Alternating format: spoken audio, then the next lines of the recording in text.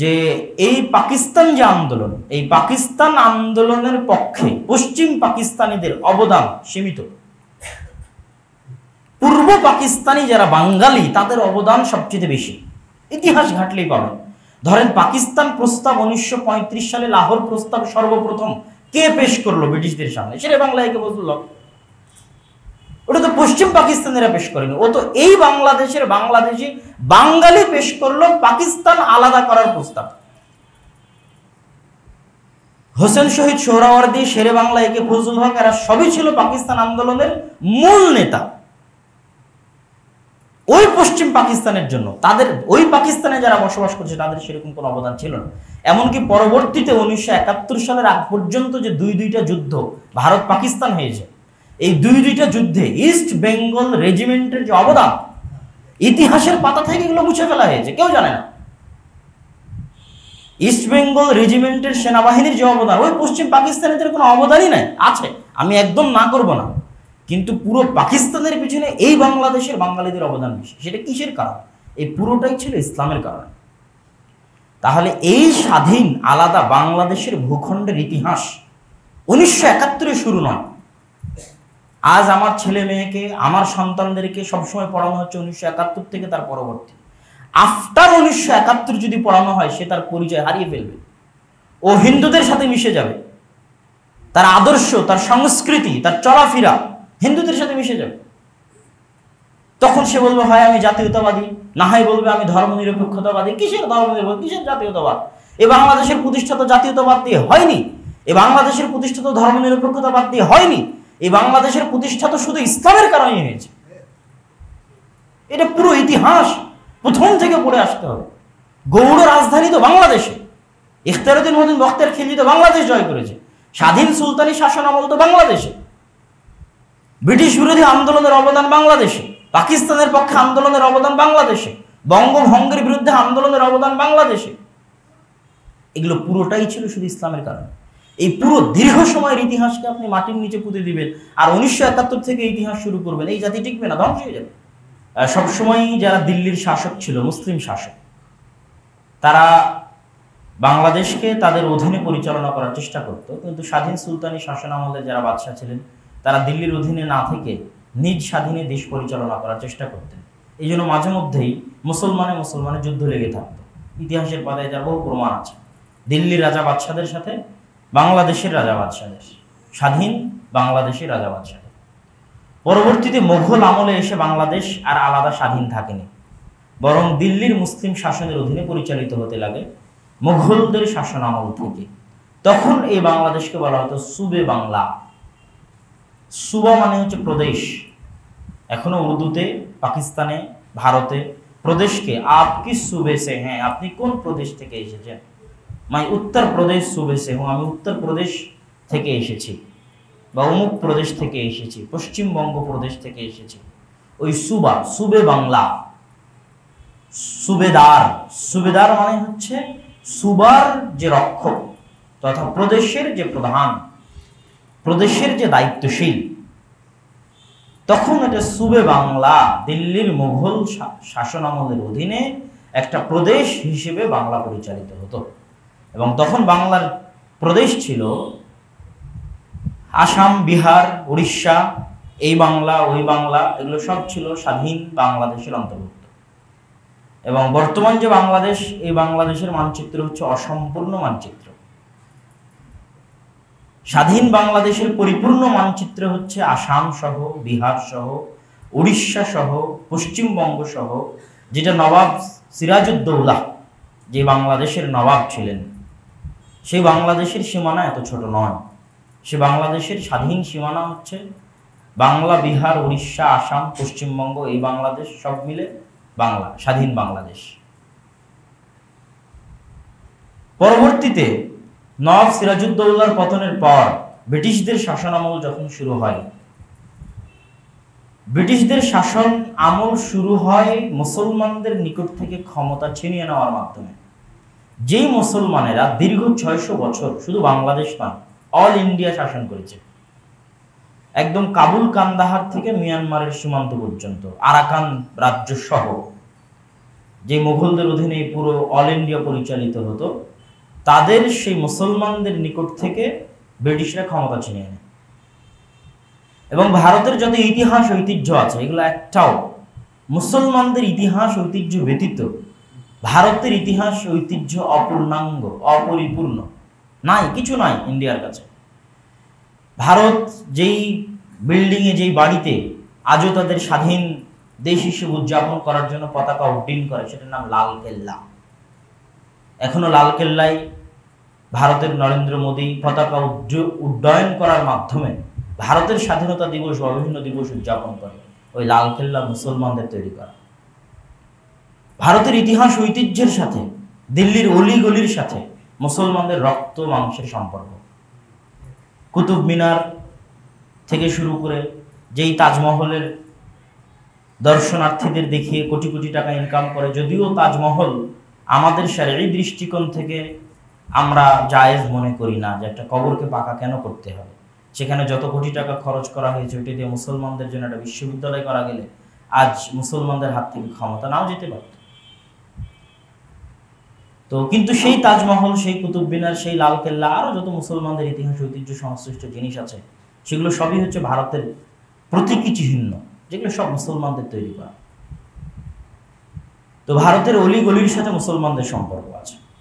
তো যেহেতু মুসলমানদের ইতিহাস, মুসলমানদের ঐতিহ্য এবং মুসলমানদের নিকট থেকে ক্ষমতা দখল করা হয়েছে, এই জন্য দুঃখ, কষ্ট, ব্যথা মুসলমানদের বেশি ছিল। এই জন্য মুসলমানেরাই সর্বপ্রথম ব্রিটিশদের বিরুদ্ধে জিহাদের ঘোষণা করে। কিন্তু যেহেতু ক্ষমতা হিন্দুদের কাছ থেকে নেওয়া হয়নি, সেহেতু হিন্দুদের তেমন দুঃখ কষ্ট ছিল না। এতদিন মুসলমানদের অধীনে ছিল, আজকে খ্রিস্টানদের অধীনে, ব্রিটিশদের অধীনে আছে, এতটুকুই পার্থক্য। এই জন্য তাদের কোনো দুঃখ কষ্ট ছিল না। এবং আজাদি আন্দোলনে, স্বাধীনতার, ব্রিটিশ বিরোধী স্বাধীনতার আন্দোলনে হিন্দুদের কোনো অবদান ছিল না। লাস্ট টাইম, শেষ মুহূর্ত যখন ব্রিটিশরা ছেড়ে যাবে, তখন তারা হিন্দুদেরকে নিয়ে আসে, আজাদি আন্দোলনের সাথে সম্পৃক্ত করে, দল তৈরি করে দেয়, কংগ্রেস তৈরি করে, নেতৃত্বে নিয়ে আসে। কেননা ব্রিটিশরা কোনো সময় চাইতো না যে যদি স্বাধীনতা দিতেই হয় ভারতকে, তো মুসলমানদের হাতে স্বাধীনতা দিয়ে যাবে, এটা কোনোদিন তারা চায় না। তো এই জন্য ব্রিটিশদের হাতে যাওয়ার পর থেকে মুসলমানেরাই 190 বছর যাবৎ নিজেদের রক্ত দিয়ে, নিজেদের শ্রম দিয়ে, মেধা দিয়ে, অর্থ দিয়ে ব্রিটিশদের বিরুদ্ধে জিহাদ এবং আন্দোলন পরিচালনা করেছে। তথা আজকের ভারতের যে স্বাধীনতা, এই পুরো স্বাধীনতার পিছনে ভারত যে স্বাধীনতা দিবস উদযাপন করে, ব্রিটিশ থেকে যে তারা স্বাধীন হয়েছে, এটাই কিন্তু তাদের স্বাধীনতা। ব্রিটিশ থেকে স্বাধীনতা হওয়াটা ভারতের স্বাধীনতা। এই স্বাধীনতার পিছনে পুরোটা অবদান হচ্ছে মুসলমানদের, টোটাল অবদান, টপ টু বটম।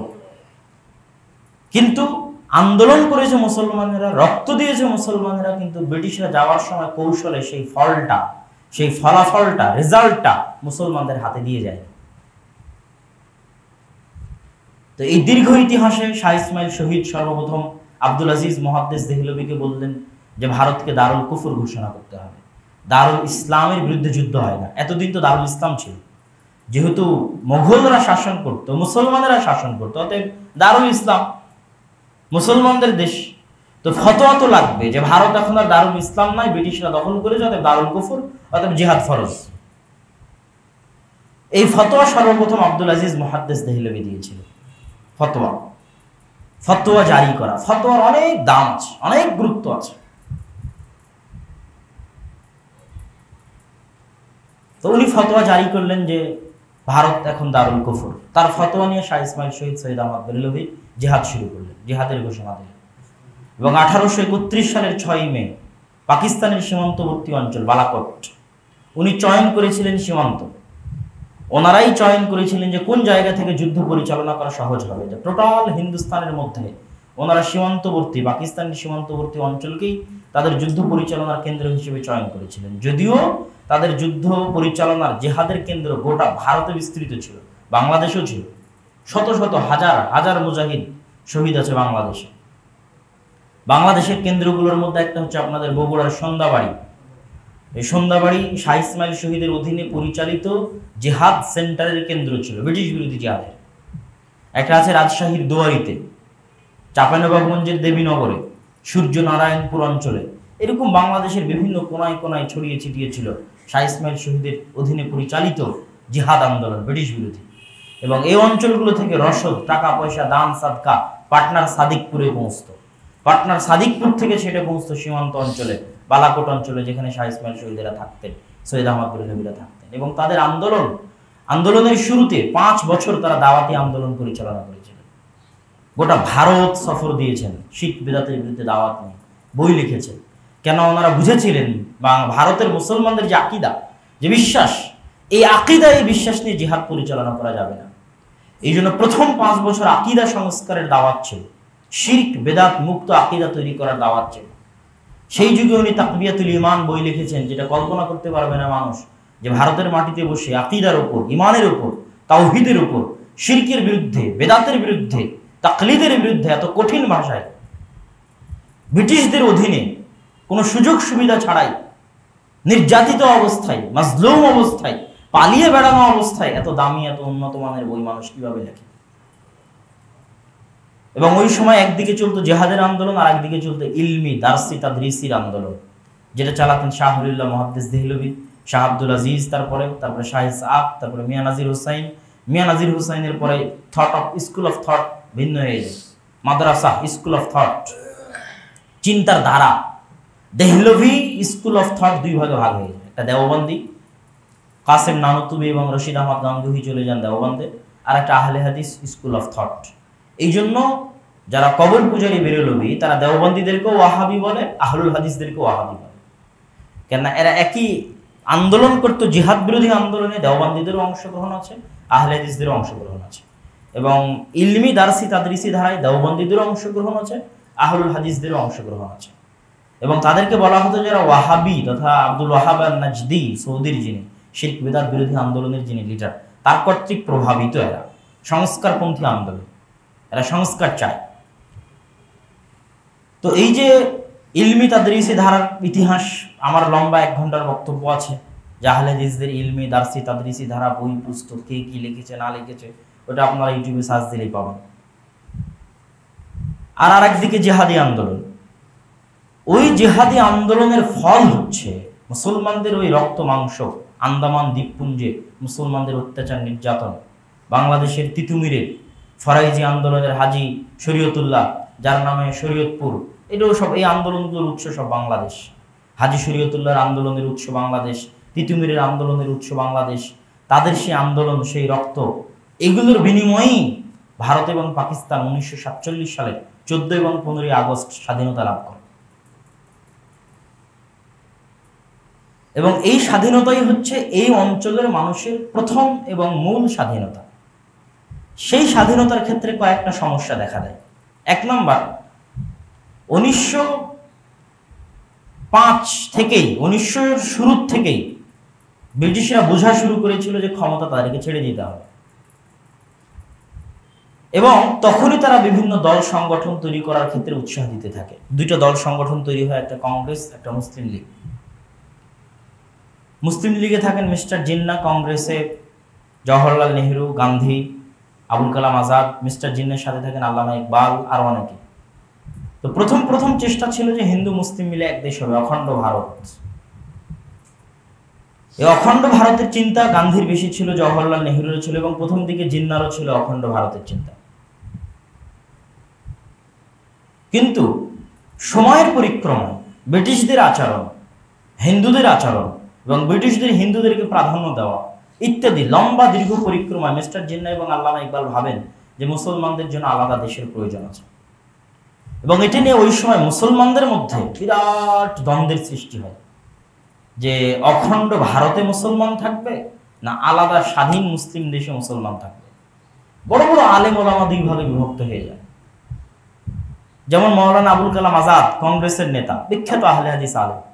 তাফসির ইবনে কাসিরের যে বাংলা অনুবাদ হয়েছে, ডক্টর মুজিবুর রহমান, তার শ্বশুর মাওলানা মোহাম্মদ জুনাগড়ি, যিনি প্রথম উর্দুতে অনুবাদ করেন, ওনার ওই তাফসির ইবনে কাসিরের অনুবাদের ভূমিকায়, ইলামুল মুওয়াক্কিনের অনুবাদের ভূমিকায় মাওলানা আবুল কালাম আজাদের ভূমিকা লেখা আছে।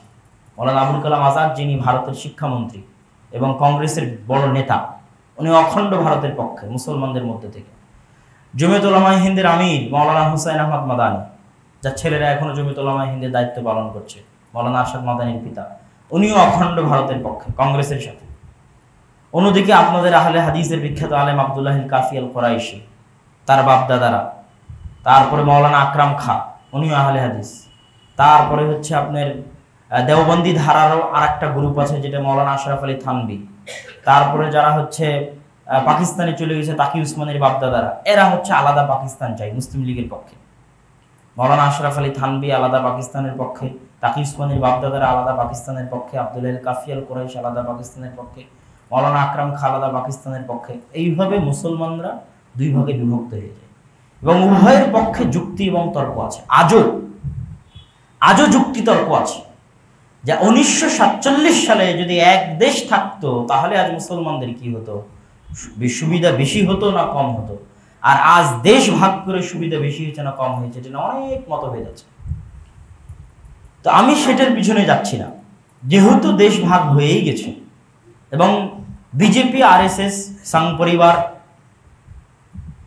যারা কট্টর হিন্দুত্ববাদী, হিন্দু সুপারিয়রিটিতে যারা বিশ্বাস করে, ব্রাহ্মণ্যবাদে যারা বিশ্বাস করে, যেমন ইহুদিরা ইহুদি সুপারিয়রিটিতে বিশ্বাস করে যে একমাত্র পৃথিবীতে বাঁচার নৈতিক অধিকার স্বাধীনভাবে একমাত্র মানুষ হিসেবে বাঁচার অধিকার ইহুদিরই আছে, বাকি সব ওদের গোলাম। বাকি যত মানুষ আছে সবাইকে তাদের গোলাম হিসেবে থাকতে হবে, তারা সর্বশ্রেষ্ঠ, তারাই বানু ইসরাইল, এটা ওদের সুপারিয়রিটি, এটা তারা বিশ্বাস করে। এই জন্য ওরা কাউকে ইহুদি ধর্ম গ্রহণ করতে দেয় না। কিসের লিচ্ছ জীবন অপদার্থ, এরা কি জন্য ইহুদি ধর্ম গ্রহণ করবে? একমাত্র জন্মসূত্রে যে ইহুদি হবে সেই ইহুদি। ঠিক এরকম সুপারিয়রিটিতে বিশ্বাস করে ব্রাহ্মণ্যবাদীরা, যে যিনি ভগবান তার মাথা থেকে এসেছে যারা, তারা ব্রাহ্মণ, এবং তারা বাদে দুনিয়া তার যারা আছে সবাই তাদের গোলাম হিসেবে থাকবে। এই সুপারিয়রিটিতে আরএসএস, সংঘ পরিবার, বিজেপি এরা এটাতে বিশ্বাস করে। বিজেপি হচ্ছে রাজনৈতিক ফ্রন্ট, আর অভ্যন্তরীণ গোপন সন্ত্রাসী দল হচ্ছে আরএসএস, সংঘ পরিবার, আর তাদের রাজনৈতিক ফ্রন্ট হচ্ছে বিজেপি। বিজেপির উত্থান ভারতে আরেকবার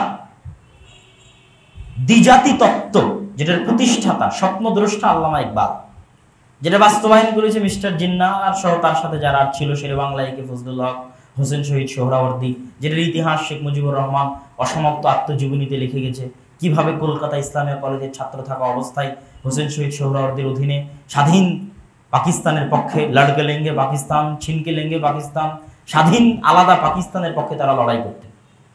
এবং ওই সময় এই বাংলাদেশ কি জন্য পাকিস্তানের সাথে গেল, এটার রহস্য আছে বঙ্গভঙ্গে। ওই বঙ্গের যারা মানুষ, তারা এই অঞ্চলকে, যে অঞ্চলে আমরা বসবাস করছি, সবচেয়ে গরিব, সবচেয়ে হতদরিদ্র, সবচেয়ে নিম্ন স্তরের যে এলাকাগুলো, সেই এলাকাগুলো হচ্ছে বাংলাদেশ। এবং এখানে মুসলমানদের আধিক্য ছিল। আর সবচেয়ে উন্নত এলাকা হচ্ছে কলকাতা কেন্দ্রিক হিন্দুদের আধিক্য যে অঞ্চলগুলো। তো এই অঞ্চলের মুসলমানরা তখন থেকেই আলাদা আলাদা ভাব ছিল। এই আলাদা আলাদা ভাবের প্রমাণ হচ্ছে বঙ্গভঙ্গ, মানে বঙ্গকে ভাগ করতে হবে। বঙ্গকে ভাগ করতে হবে কিসের ভিত্তিতে? মুসলমানরা হিন্দুর ভিত্তিতে। তখন রবীন্দ্রনাথ ঠাকুর বঙ্গভঙ্গের বিরোধিতা করেছিলেন। আমার সোনার বাংলা আমি তোমায় ভালোবাসি, এটা বঙ্গভঙ্গের বিরুদ্ধে লেখা কবিতা। যে এক বাংলা থাকতে হবে, আলাদা মুসলমানদের জন্য কি জন্য বাংলা দিতে হবে? এরা অশিক্ষিত মূর্খ, এদের জন্য কি জন্য আলাদা বাংলা লাগবে? অশিক্ষিত মূর্খ জাতির জন্য, চামারের জন্য, রাখালের জন্য। তখন হিন্দুদের আন্দোলনের চাপে ব্রিটিশরা বঙ্গভঙ্গ রদ করলো। আমার যদি ভুল না হয়, যদি ভুল হয় সংশোধন করে দিবেন, 1905-এ বঙ্গভঙ্গ আর রদ 1911-তে। তো 1911-তে যখন বঙ্গভঙ্গ রদ করলো ব্রিটিশরা, তখন মুসলমানেরা হতাশ। এমনিতেই তো আগে থেকে গরিব দরিদ্র অসহায়, আর স্বাধীন বঙ্গ করে দিলে, ঢাকা রাজধানী করে দিলে ঢাকা কেন্দ্রিক একটু উন্নতির সম্ভাবনা তৈরি হবে। সেখানে হিন্দুদের আন্দোলনের কারণে, আমার সোনার বাংলা কবিতার কারণে, রবীন্দ্রনাথ ঠাকুরের আন্দোলনের কারণে বঙ্গভঙ্গ রদ হয়ে গেল। তখন মুসলমানরা খুব হতাশ। নবাব সলিমুল্লাহ খান, শেরে বাংলা, তখন তাদেরকে সান্ত্বনা দেওয়ার জন্য ঢাকা বিশ্ববিদ্যালয় প্রতিষ্ঠা করা হবে, যে তোমাদের শিক্ষার উন্নতির জন্য তোমাদেরকে ঢাকা বিশ্ববিদ্যালয় দেওয়া হচ্ছে, তোমরা এখানে একটা ইউনিভার্সিটি দেওয়া হলে এখান থেকে তোমরা শিক্ষা দীক্ষা গ্রহণ করবে। এই ঢাকা বিশ্ববিদ্যালয়ের সব জমি নবাব স্যার সলিমুল্লাহ খানের দান করা, মুসলমানদের দান করা। তো এই আলাদা বঙ্গ তখনই, এখনো পাকিস্তান ভারত স্বাধীন হয়নি, তখনই মুসলমান আর হিন্দুতে বাংলাদেশ ভাগ হয়ে গেল, তখনই ভাগ হয়ে গেছে। ওই ভাগটা টিকে থেকেছে 1947 সাল পর্যন্ত। 1947 সালে তখন এই বঙ্গের মানুষ আর কোনো মতেই রাজি হয়নি ভারতের সাথে যেতে, অখণ্ড ভারতের অধীনে যেতে রাজি হয়নি। আলাদা মুসলিম রাষ্ট্র হোক, কয়েক হাজার মাইল, 2400 কিলোমিটার সম্ভবত, আমার যদি ভুল না হয়, এত হাজার হাজার মাইল, 2500 মাইল হবে এই পূর্ব পাকিস্তান থেকে পশ্চিম পাকিস্তান পর্যন্ত। এই 2500 মাইলের সীমান্ত ক্রস করে এক দেশ হবে, সেই দেশের নাম হবে পাকিস্তান। এটা কল্পনার বাইরে ছিল। অথচ ভাষা আলাদা, জাতি আলাদা, সম্পূর্ণটাই আলাদা। এখানে আর একটা আশ্চর্যের কথা বলি, এই জন্য আমি বলবো যে আমাদের খেলাটা মূলত, আমাদের যুদ্ধটা মূলত হতে হবে শিক্ষা, সংস্কৃতি, আদর্শ, জ্ঞানের যুদ্ধ। আপনি আজকে, হ্যাঁ, নরেন্দ্র মোদী অবশ্যই তার কয়েকটা যে খারাপ কাজ, যেই খারাপ কাজগুলো ভারতের অতীতের কোনো প্রধানমন্ত্রী করেনি, যেমন বাবরি মসজিদ, দীর্ঘদিন যাবৎ বাবরি মসজিদের কোর্ট থেকে ফয়সালা নিয়ে এসে বাবরি মসজিদকে ধ্বংস করে দিয়ে ওই জায়গায় রাম মন্দির করার মতো সাহসিকতা ভারতের কোনো দলের কোনো প্রধানমন্ত্রী কোনোদিন দেখায় না। কাশ্মীরেরও লম্বা ইতিহাস আছে। আমার 30-35 ঘন্টার বক্তব্য আছে আলামিন জামে মসজিদ থেকে শুরু করে ইউটিউবে আলাদা ভিডিও আছে কাশ্মীরের লম্বা ইতিহাসের উপর। সেখানে আমি বলেছি যে কাশ্মীর ভারতের সাথে এই শর্তে অন্তর্ভুক্ত হয়েছে যে কাশ্মীরের আলাদা স্বায়ত্ত শাসনের ক্ষমতা দিতে হবে, এবং এই আলাদা স্বায়ত্ত শাসনের ক্ষমতা কোনো ভারতের কোনো দল, কোনো প্রধানমন্ত্রী লঙ্ঘন করেন। এটা সংবিধানের অন্তর্ভুক্ত ছিল যে কাশ্মীরে কোনো হিন্দু জমি কিনতে পারবে না, কাশ্মীরের কোনো মেয়েকে কোনো হিন্দু বিবাহ করতে পারবে না, যেন কাশ্মীরের অখণ্ডতা, মুসলিম সংখ্যাগরিষ্ঠতা কোনোদিন যেন লঙ্ঘন না হয়। আছে ভারতের সাথে, বাট স্বায়ত্ত শাসনের মাধ্যমে। এই কাশ্মীরের স্বায়ত্ত শাসনকে সম্পূর্ণরূপে ধ্বংস করে দিয়ে, সংবিধান থেকে বের করে দিয়ে পুরো কাশ্মীরকে ভারতের করতালগত, সম্পূর্ণরূপে অধীনস্থ দাস বানানোর কাজ সম্পূর্ণরূপে নরেন্দ্র মোদী করেছে। গুজরাতের গণহত্যার কথা তো সবাই জানে। আর সবচেয়ে ভয়ঙ্কর, যেটা বাংলাদেশের জন্য ভয়ঙ্কর, যেই জন্য বাংলাদেশের এটার বিরোধিতা করা শক্তভাবে উচিত। অন্যগুলো একটা গেল কাশ্মীরের জন্য, একটা গুজরাতের জন্য, একটা বাবরি মসজিদ, সব বাদ দিলাম। এই লাস্টেরটা হচ্ছে বাংলাদেশের অস্তিত্ব বিরোধী। সেটা হচ্ছে আসামে যদি বিজেপি আসে, এইবারের নির্বাচনে যে নির্বাচন চলতেছে রানিং, পশ্চিমবঙ্গে যদি বিজেপি আসে, যেটা মমতা ব্যানার্জির বিরুদ্ধে যে নির্বাচন চলতেছে, বিজেপি লড়াই করতেছে, এবং নরেন্দ্র মোদীর সফরের মূল টার্গেট ছিল রাজনৈতিকভাবে মমতা ব্যানার্জিকে পরাজিত করা পশ্চিমবঙ্গে। এবং যে যে মন্দির অখ্যাত, কেউ চিনত না, কেউ জানতো না, সেই মন্দির, সেই জায়গাগুলোতে নরেন্দ্র মোদী সফর করলো শুধু পশ্চিমবঙ্গে তাদের ভোটকে কাস্ট করার জন্য।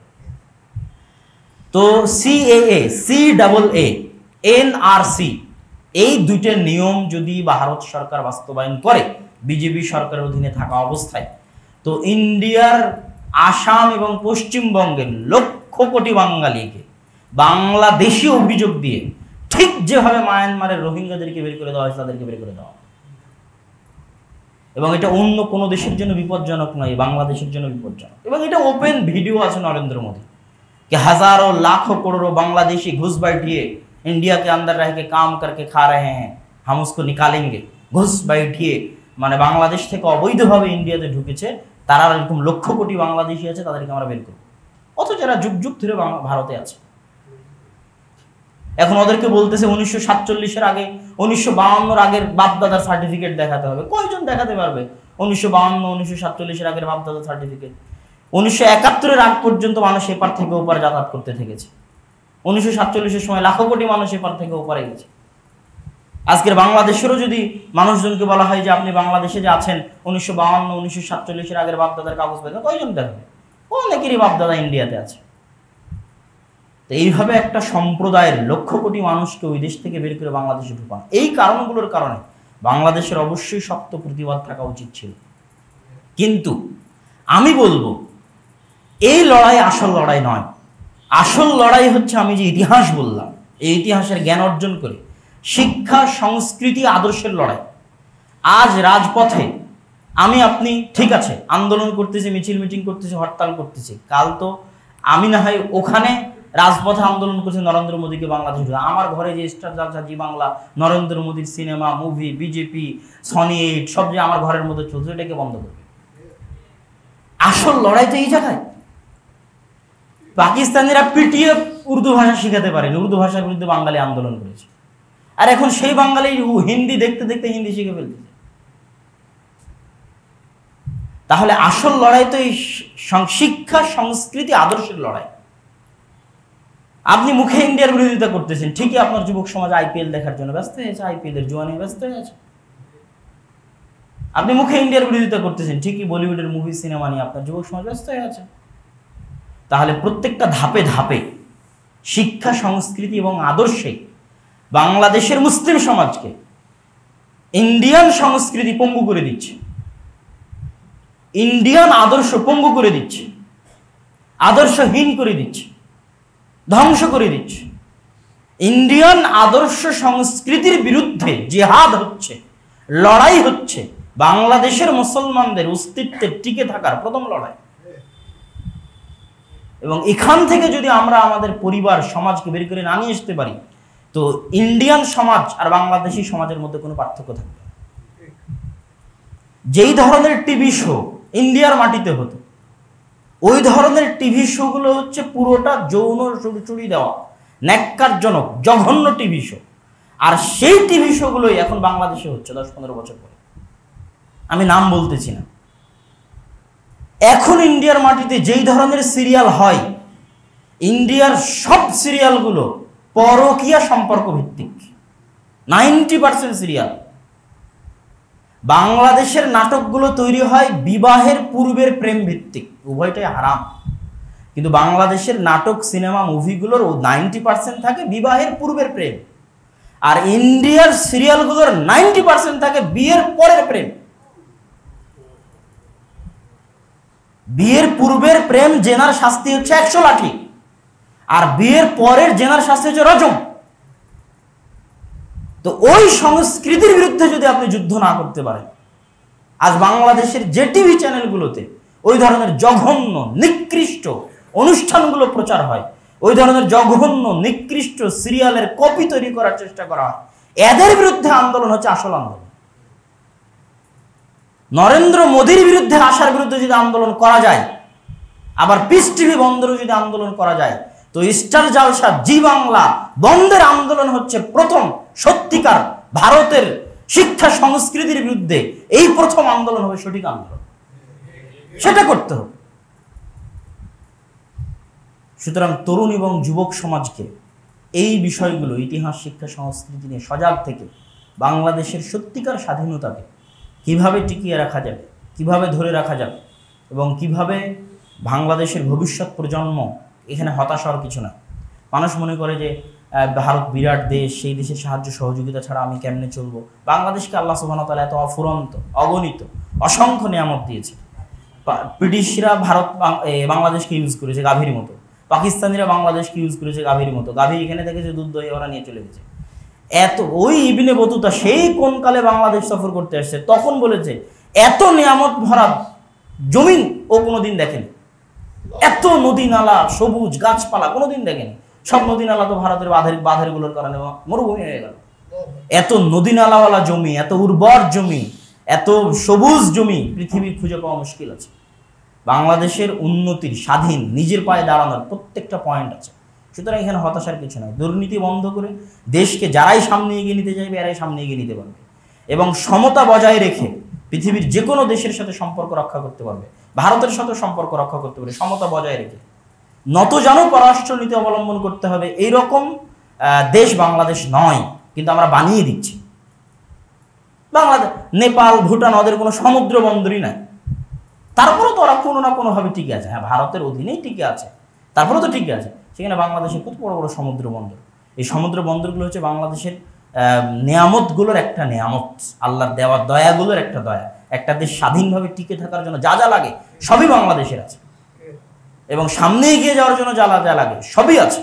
সুতরাং এটা নিয়ে হতাশ হওয়া যাবে না যে আমি চিকিৎসার জন্য আমাকে ভারতে যেতে হয়, এটা করতে হয়, এটা করতে হয়। একটা সমতার সম্পর্ক তো প্রতিবেশীর সাথে থাকবেই, এটাই স্বাভাবিক। প্রতিবেশীর সাথে তো সম্পর্ক থাকবেই, থাকবে, এটাই স্বাভাবিক, কিন্তু সেটা নতজানু হবে না, সমতার সাথে হবে, ভারসাম্যপূর্ণ হবে। ওই ক্ষমতা, ওই পাওয়ার, ওই নিয়ামত, ওই দয়া বাংলাদেশের আছে। সুতরাং সেটা থেকে বাংলাদেশের যুবক সমাজকে পিছিয়ে সরে আসা যাবে না। উন্নতি হচ্ছে পড়াশোনার মধ্যে, জ্ঞান অর্জনের মধ্যে, শিক্ষার মধ্যে।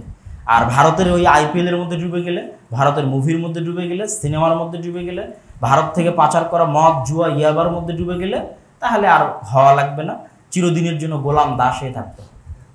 অতএব যুবক সমাজকে এগুলো থেকে বের হয়ে আসতে হবে। আল্লাহ সুবহানাহু ওয়া তাআলা আমাদেরকে আমাদের দেশের সত্যিকার ইতিহাস, বিশেষ করে বিফোর 1971 এর পূর্বের ইতিহাস, এটা জানার এবং সেটার সাথে বর্তমান বাংলাদেশকে কানেক্টেড করার এবং এই ইতিহাসগুলো জেনে সামনে চলার এবং নতুন বাংলাদেশের উত্থান ঘটানোর আল্লাহ সুবহানাহু ওয়া তাআলা তৌফিক দান করুক। আল্লাহুম্মা আমিন। আর যেহেতু দুটো কথা বলতে চেয়েছিলাম রমজান কেন্দ্রিক, সামনে রমজান আসতেছে, লকডাউনেই আমাদের এই পুরো বছরটা পার হয়ে গেল। গত রমজানও লকডাউনের মধ্যে পার হয়েছিল, আবার হয়তো রমজান আসতেছে, এটা তো লকডাউন আসতে পারে। আমরা শুরু থেকেই করোনা বিষয়ে যে ফতোয়া দিয়েছিলাম ওই ফতোয়ার উপর আমরা এখনও আছি। পৃথিবীর সব মানুষই যদি মরে যায়, তারপরে একটা মানুষ যদি বেঁচে থাকে তো আর খাওয়া লাগবে পেটে, ওই একটা মানুষকে কি লাগবে? খাওয়া লাগবে। ওই খাওয়ার জন্য তাকে ঘর থেকে বের হতে হবে। এই জন্য আমরা শুরু থেকে এগুলো সব কিছু বিরোধী ছিল। হাজারো লাখো কোটি মানুষ মরে গেলেও মানুষকে ঘরবন্দি করা যাবে না, ওকে ঘর থেকে বের হতে হবে, কোনো উপায় নেই। তো তারপরেও যেহেতু বৈদেশিক চাপ, সরকারেরও নীতি সেই কারণে আসতেছে, তারপরেও আমাদের রমজান কেন্দ্রিক প্রস্তুতি থাকতে হবে। রমজানের আমল, আখলাক, আদব, কোরআন তেলাওয়াত। রমজান হচ্ছে কোরআনের মাস। শুধু হাদিসগুলোর দুই একটা যদি আমরা অনুবাদ করি, মান সামা রমাদানা ঈমানান ওয়া ইহতিসাবান, ঈমানের সাথে মানে গুনাহ মুক্তভাবে রমজান কাটাতে হবে, গুনাহ মুক্তভাবে। কেউ যদি কাটাতে পারে নেকির আশায়, পুরো রমজান রোজা রাখতে পারে, তার পূর্বের সব গুনাহ মাফ হয়ে যাবে।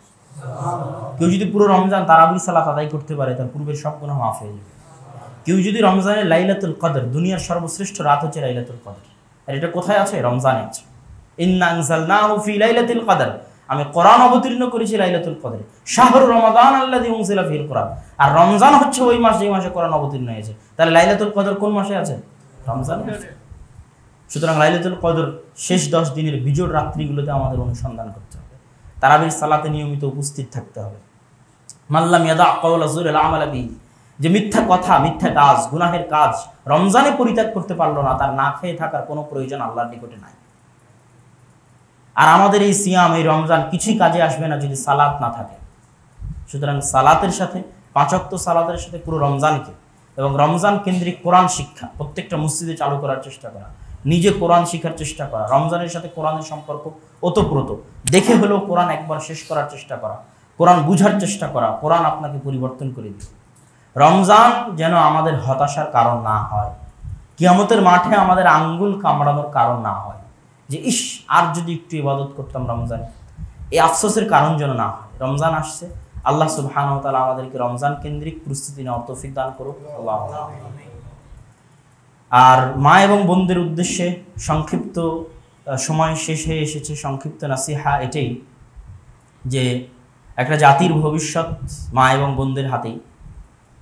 যেহেতু পৃথিবীর সব মানুষই মহিলাদের নিকট থেকে আসা, পুরুষ হোক নারী হোক, সকলের জন্ম নারীর নিকটে, আর সব পুরুষের লালন পালন নারীর নিকটে। এটা আল্লাহ প্রদত্ত জিম্মেদারি, আল্লাহ প্রদত্ত দায়িত্ব।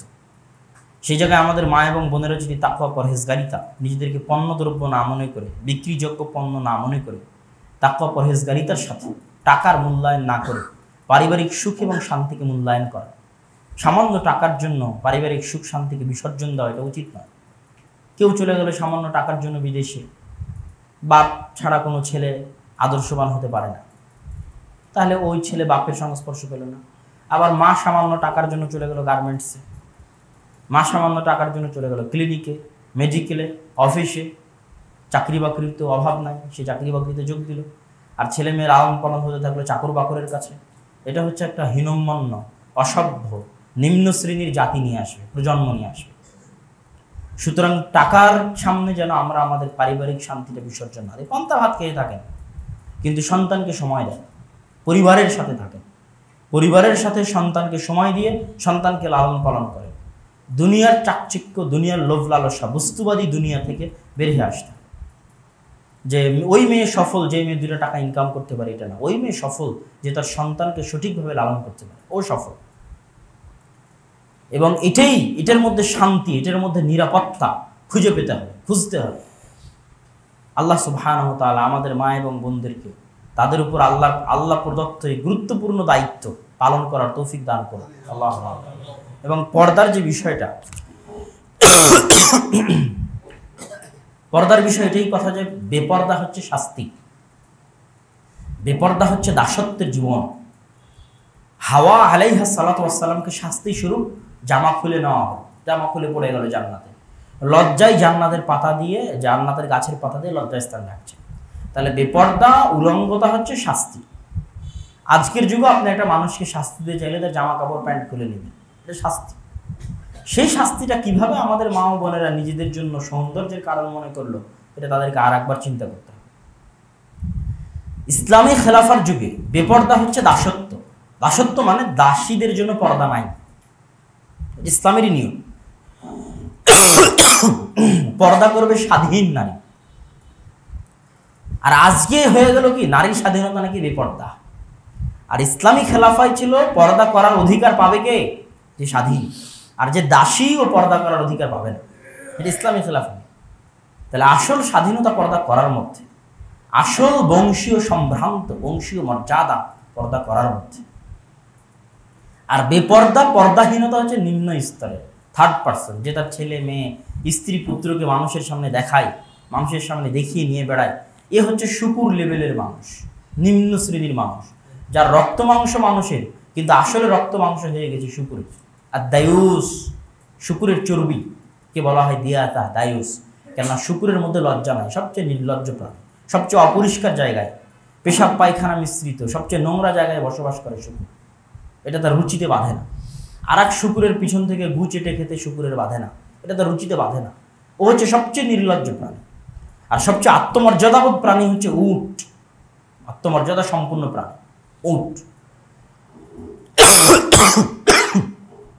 মানুষ প্রচুর পরিমাণে শুকুরের গোস্ত খেলে, শুকুরের চর্বি খেলে, আপনি যদি টানা আজ থেকে 10-15 বছর শুকুরের চর্বি খান, 10-15-20 বছর পর আপনার স্ত্রীর সাথে আপনার চোখের সামনে কেউ জেনায় লিপ্ত হলে আপনার ভিতরে কোনো ফিলিংস কাজ করবে না।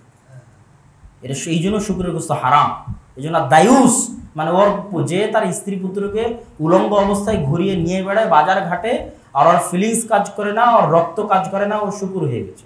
লা ইয়াদখুলুল জান্নাত আদ-দায়ুস, ওই মানুষরূপী শুকুর জান্নাতে প্রবেশ করবে না, কেন এটা সমাজ ধ্বংসের জন্য দায়ী। সুতরাং মা এবং বোনদের মর্যাদা, সম্মান, স্বাধীনতা, সম্ভ্রান্ত বংশের পরিচয়, শিক্ষার পরিচয়, উন্নতির পরিচয় পর্দার মধ্যে। আল্লাহ সুবহানাহু ওয়া তাআলা আমাদের মা এবং বোনদের এটা বুঝার তৌফিক দান করুক, আল্লাহুম্মা আমিন। বক্তব্যের শেষে জরুরি একটা ঘোষণা, আপনাদের শ্রদ্ধেয় বড় ভাই তাওহীদ ভাই আপনাদের বগুড়াতে একটা মহিলা মাদ্রাসা পরিচালনা করছেন, মিফতাহুল জান্নাহ মহিলা মাদ্রাসা নামে। আপনারা